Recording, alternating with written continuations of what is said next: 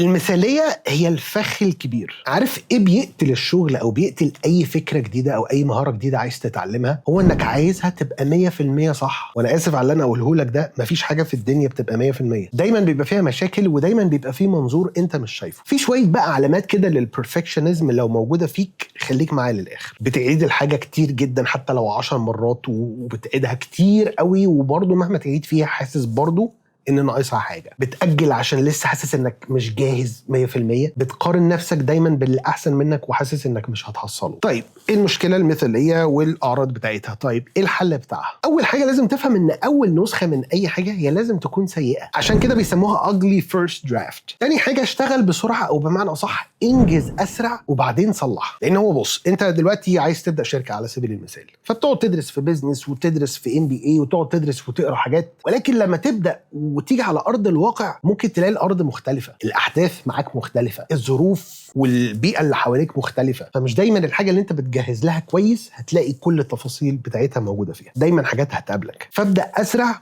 وصلح بسرعه. برضه جرب انك تعمل نسخه مش كامله من اي حاجه. عايز تسجل فيديو مثلا بس مستني اجيب مايك نظيف عشان خاطر الصوت يطلع مش عارف ايه، دلوقتي في حلول كتير جدا وادوات كتيره جدا سواء AI او غيرها هتساعدك في الصوت. ابدا سجل، ولو الفيديو عجبك وحابب انك تنشره اشتغل على صوت بالادوات دي. المهم انك تبدا